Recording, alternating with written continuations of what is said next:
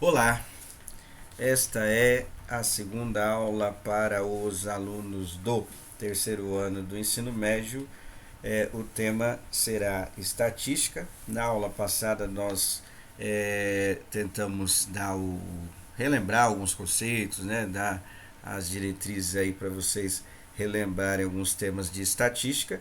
Agora nós vamos fazer algumas atividades do caderno São Paulo Faz Escola, o volume 4, tá? Que infelizmente não tem muito aí na escola, mas fazer o que é a vida.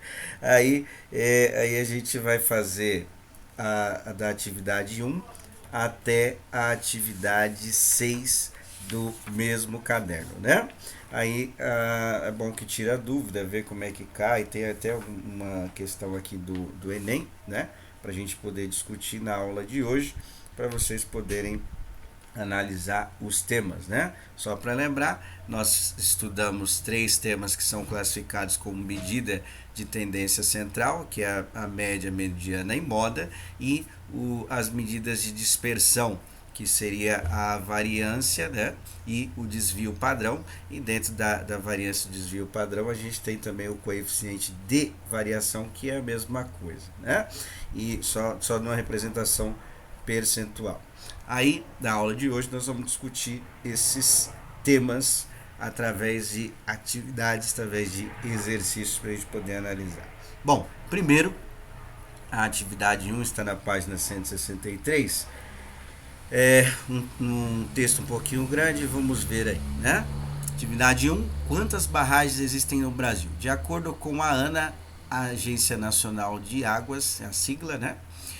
Que tem a responsabilidade de consolidar o relatório de segurança de barragem, o Brasil tem pelo menos 24.092 barragens com diferentes usos. Elas podem ser usadas para a produção de energia elétrica, contenção de rejeitos de mineração e disposição de resíduos industriais ou usos múltiplos da água. A ANA, no entanto, afirma que esse número pode ser maior. Sua compilação depende de que os órgãos do governo, de responsabilidade da fiscalização das barragens, cadastrem as estruturas do sistema de dados do governo. O número de barragens com certeza é maior. A maior parte dessas 24 mil barragens de pequeno porte em propriedades rurais. Quem diz isso é o Fábio Reis, da FEBRAGEL, Federação Brasileira de Geólogos. Destas mais de 24 mil barragens, cerca de 4,5 mil ou 4.500, né, obedecem aos critérios da Política Nacional de Segurança de Barragens, a sigla é BNSB, e, portanto, devem ser fiscalizadas regularmente. Mas, de acordo com a ANA, sobre muitas delas não há informação suficiente para saber se deveriam receber agentes. Aí está a fonte aí desse texto, né? Recentemente nós tivemos 2 casos, tristes casos de barragens que não obedeceram os critérios estabelecidos pelos órgãos brasileiros, ou houve má fiscalização, que foi de Brumadinho, né? E de Mariana, que recentemente, aí, acho que nos 5 anos anteriores, que teve esse caso aí de não seguir esses critérios estabelecidos pelos órgãos competentes, né? De acordo com a ANA, existem 7.171 barragens diferentes usos no estado de São Paulo. Destas, 74 são de contenção de rejeitos de minério e 20 se enquadram aos critérios estabelecidos, né, pela BNSB, conforme a tabela a seguir. Na tabela, não sei se teve algum erro de impressão aí, mas só tem 19 barragens, né? Não tem as 20 que ele citou. E preocupante, né? Porque são mais de 24 mil. Pô, muitas não tem, né? Pegando o estado de São Paulo, né? Se os dados forem verdadeiros, né?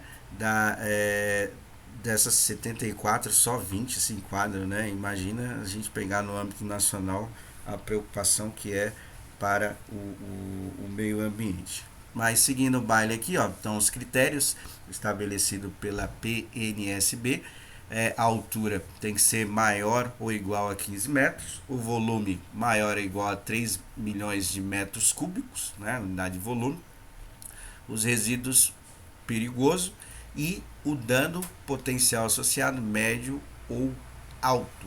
Né? Aí tem a tabela que ele citou lá no texto com as 19 barragens, né? Tem todas no estado de São Paulo, tem o município, a cidade, né?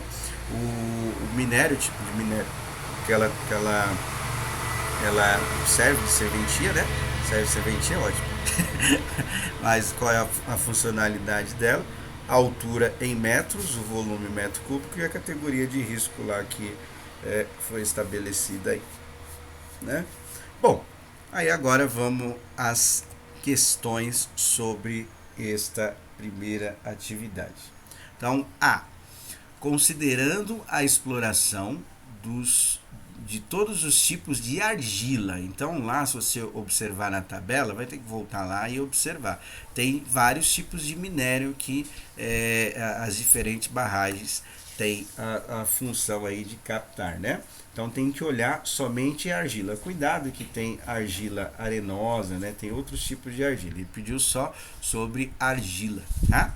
Qual é o valor da altura da barragem que mais se repete? Isso que mais se repete, igual a gente estudou na aula anterior, é chamado de moda, né? Então você vai analisar a moda das alturas do tipo de argila, só argila, tá? Então eu separei aqui, são 7, né? São 7 barragens das 19, são 7 barragens que estabelecem esse critério de minério somente argila, que é um tipo de barro aí para quem não conhece. Qual a medida de alturas das barragens de argila também, tá? Também só de argila, estabelecida aí na tabela. Você vai ter que somar as 7 alturas, tá? Cuidado que tem volume também, né? Ele falou sobre alturas. E dividir por 7, porque são 7 argilas que estão dentro desse critério aí que ele colocou, né? Que só argila, tá? AC, conforme a tabela, qual é o valor central do volume das barragens apresentadas? Agora ele está falando do total, está falando de todos os tipos de barragens, não está falando somente das que contém argila, né? Então toma cuidado para não pular nenhum, né? Que é 19 valores, né? É um pouquinho complicado de analisar, tá? Mas vamos lá, então eu vou ajudar aqui vocês a fazer, né? Isso aqui é o que a gente chama de mediana, né? Que é o valor que ocupa a posição central. Como a gente tem 19 valores, então o que nós vamos fazer aí, tá? Nós vamos tentar analisar qual que vai ser o que vai ocupar a posição central. Como a gente tem uma quantidade de número ímpar, não precisa fazer cálculo, né? Organizando esses dados em uma ordem crescente, que a gente chama de rol estatística, ou decrescente, mas geralmente a gente faz crescente, né? A gente vai conseguir encontrar a posição central. Então, só para facilitar aqui, a gente poderia fazer esse cálculo mental de cabeça, né? São 19 barragens, então eu vou dividir aqui por 2 para analisar, para separar em 2 grupos. Lembrando que a mediana ela separa em 2 grupos. Vem uma quantidade de números antes e a mesma quantidade depois de dados da mediana, né? Então, dividindo por 2 dá 9, sobra 1. Significa o quê? Que vai dar 9 grupos de 9 dados, né? Antes e depois da mediana, tá? Como a gente precisa achar o que está no meio, significa o quê? Que vai ser 9 mais 1 e depois 9 de novo, que vai dar os 19 dados da tabela, né? Então a posição central aí vai ser o valor que ocupa a 10ª posição, estabelecendo a ordem, né? Crescente, que é do menor para o maior. Então você vai organizando os dados, né? O ideal é que você vá riscando os números que você colocou para não pular nenhum, alguma coisa assim. Então você vai olhar sobre os volumes e ver qual que ocupa a 10ª posição da tabela, né? Organizando numa ordem crescente, porque na tabela está numa ordem aleatória, certo? Bom, a D A D fala sobre as barragens que possuem diferentes alturas e volumes, né? Que a gente viu lá. Qual a diferença entre a maior e menor altura e qual a diferença entre o maior e o menor volume. Isso aí em estatística é chamado de amplitude, né? Então a variação dos valores entre o maior e o menor está tudo lá na primeira aula, né? Está tudo no material também. Então aí você vai analisar sobre as alturas, fazer a diferença do menor ao maior, vai ser a amplitude, os valores, né, do máximo que ela pode oscilar, e a mesma coisa na altura, certo? Quem está pensando no Enem, importante é fazer isso aí sem a calculadora, tá? Principalmente a parte de volume, que é um número um pouquinho grande, né? Tá na casa aí de milhões aí, né? A maioria dos valores, tem alguns que estão na parte de centena. Toma cuidado que tem também após a vírgula, por exemplo, primeiro volume, tá lá 1 milhão e 500 mil, aí tem vírgula 00, né? Esse 00, dependendo do número que você for pegar, não precisa utilizar, tá? Tem poucas que tem, vamos dizer assim, que não é exato, tá? Então aí vê os valores que são maiores, se não tiver valor após a vírgula, não precisa utilizar, que aí fica mais fácil de você fazer o cálculo, tá? Bom, atividade 2, né? Agora são exercícios, eu creio que é um pouco mais fácil. Esse primeiro é um pouquinho complicado, que tem que analisar aquela tabela lá. Mas vamos lá. Em um ambulatório médico, no mês de fevereiro, foram atendidos pacientes pela oftalmologia. Quem não lembra, quem não sabe o que é, o médico que cuida dos olhos, né? E durante os 10 primeiros dias. O número de atendimentos diários estão expressos na tabela abaixo. Tem lá, né, o número de atendimentos, tá? E vai variando os valores, vai oscilando. Ele quer saber qual é a média de atendimentos, ou seja, você vai ter que somar todos esses valores e dividir por 10 no final. O ideal aí, para você não se enrolar, né, se tivesse material seria mais tranquilo, né? Você faria a soma por coluna, depois faria por os 5 números. Mas se você for organizar, o ideal é você tentar diminuir o máximo de números que tem aí. Por quê? Por exemplo, 100 mais 100 dá 200. Então você já pode fazer esse cálculo de cabeça, né? 200 mais algum outro número, que aí você reduz a quantidade de números que você vai colocar e, consequentemente, reduz o erro. Outra dica importante, né? A gente percebe que o 123 ele aparece 3 vezes na tabela. Então você pode fazer, obviamente que vai fazer sem a calculadora, você pode fazer o 123 vezes 3 primeiro, para depois fazer a soma de todos os valores. Isso tudo para avisar, né, diminuir o erro na soma, porque geralmente o problema não é no conteúdo, né? Principalmente no caso da média, né? O caso é o erro na matemática básica mesmo. Então tem que tomar cuidado. Outra coisa importante, quando você for calcular a média, dependendo do valor, pode ser que dê números não inteiros e pode ser apresentado para a média. Nesse caso aí, a gente não pode colocar, por exemplo, 109,2 atendimentos, né? A gente necessita de fazer o arredondamento desses valores, né? Então, dependendo do caso, pode ser que tenha isso daí. Eu acho que na pergunta deveria ter, minha visão, né, aproximadamente, né, a média aproximada aí, que aí você daria uma arredondada, tá? Mas aí precisa arredondar para colocar as respostas, porque essa média não vai dar um valor exato, certo? Bom, aí pergunta sobre a mediana. Então, qual é a mediana? Como são 10 valores, né? Eu coloquei mais ou menos aqui a continha, só para a gente ver, né? Então, 10 dividido por 2 dá 5, sobra 0. Ou seja, significa que eu tenho a quantidade de dados par, né? Então eu não vou conseguir encontrar o valor lá no conjunto de dados. Vai ser o valor entre esses dois valores aí, né? Separando 5 para um lado, 5 por outro. Ou seja, ele vai estar na posição entre a mediana, entre a posição 5 e 6. Então você vai organizar os dados, não precisa fazer os 10, tá? Você achando qual é a posição 5, qual é a posição 6, você já faz a média dos dois, lembrando que soma os dois e divide por 2, você acha a mediana, certo? E a moda é o mais tranquilo de todos, a gente vai ver qual é o valor que mais se repete lá na tabela, tá? Vamos lá, próxima atividade. Atividade 3 é um exercício do Enem, né? Toma cuidado, porque os exercícios que costumam cair no Enem no tema de média, alguns, não todos, tá? Caem com números altos, né? Justamente para a gente errar, né? Porque o objetivo da bagaça lá não é você acertar, e sim você errar, né? Então está na página 166 este exercício. Então tá lá adaptado, né? Tem alguns erros na digitação.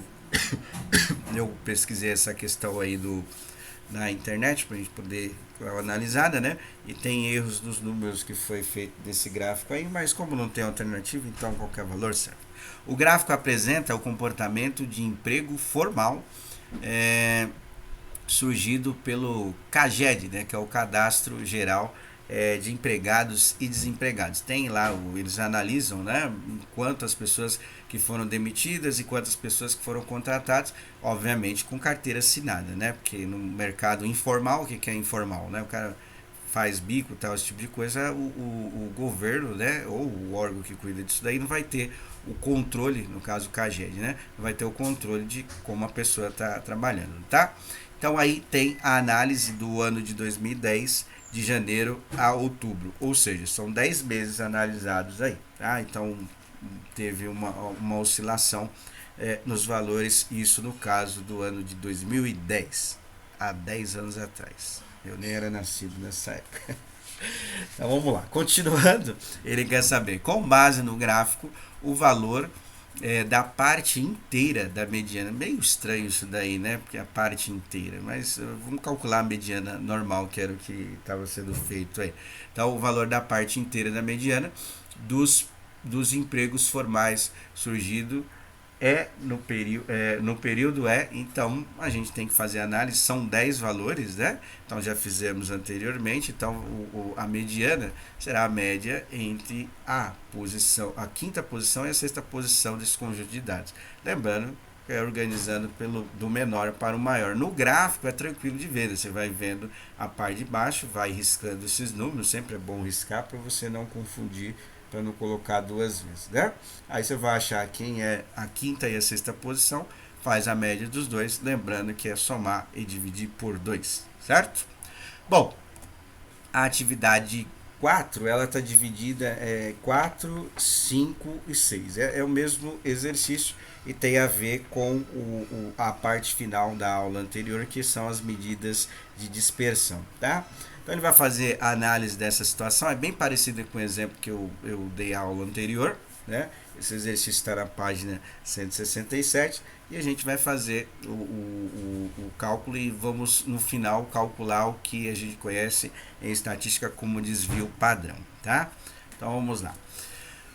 Vamos relacionar a medida de tendência central média e as medidas de dispersão, que indicam quão distante estão os dados que geraram uma média, quando comparados com a própria média. Imagine a seguinte situação. Em uma escola, Marcelo teve uma prova de matemática e tirou 7, 6,5, 8 e 4,5. Tá? Tem um ponto e vírgula ali, mas são 4 notas aí, 4,5, tá?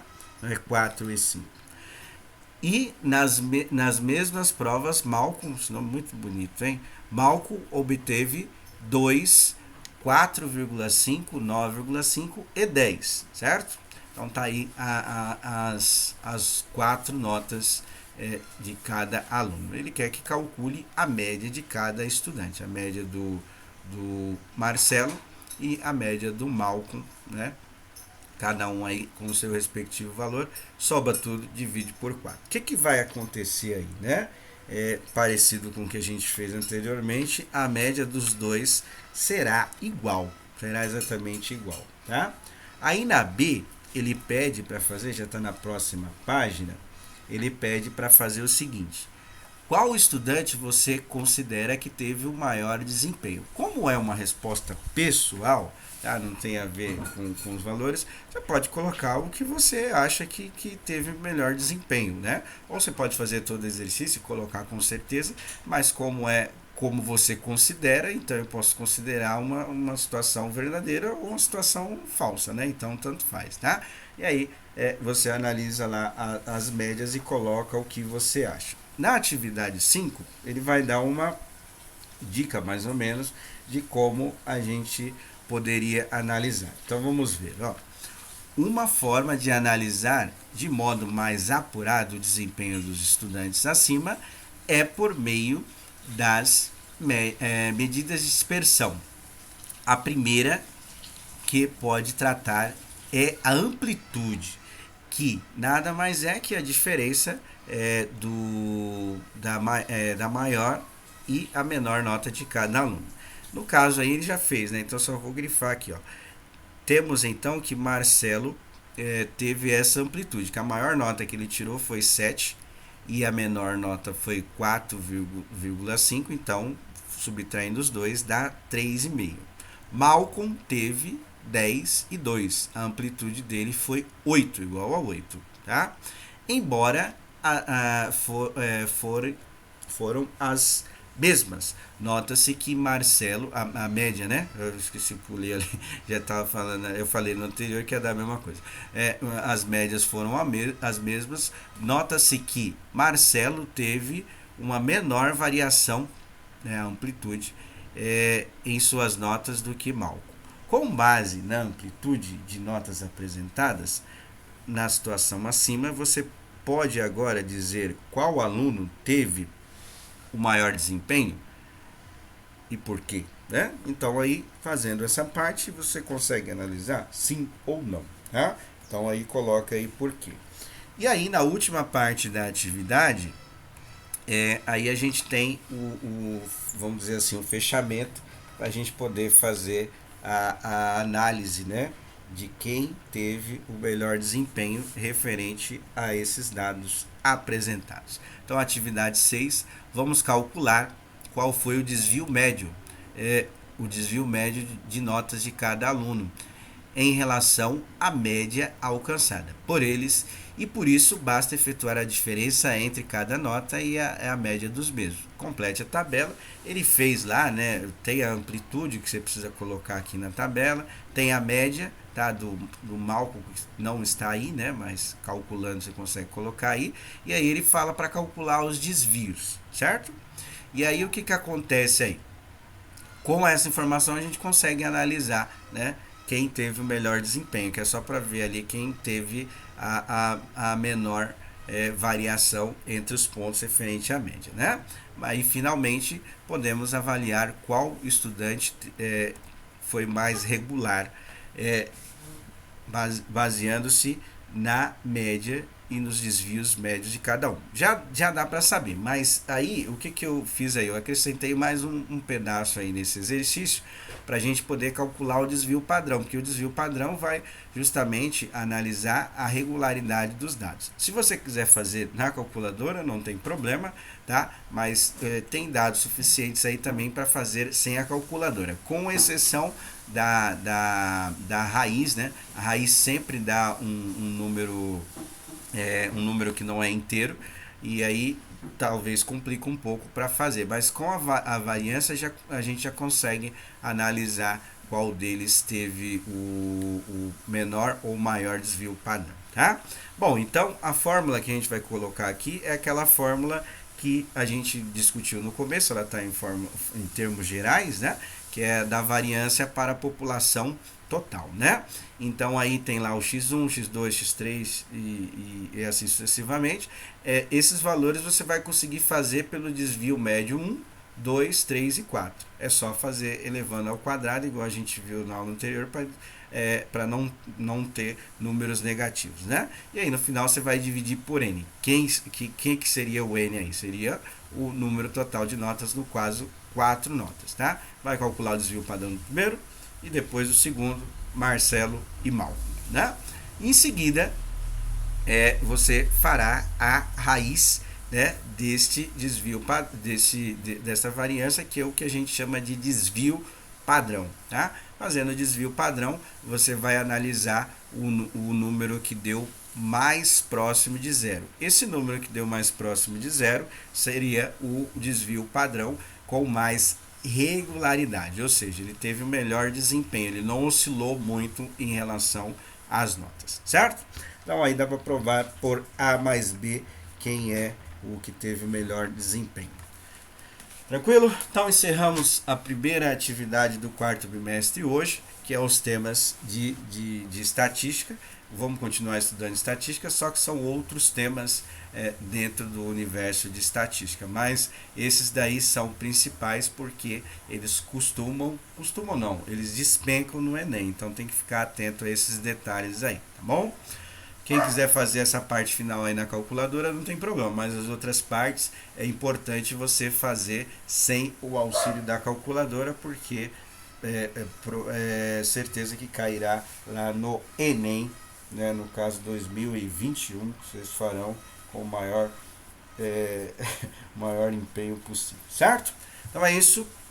Qualquer dúvida coloca lá no WhatsApp, a gente tenta ajudar, tá bom? Até!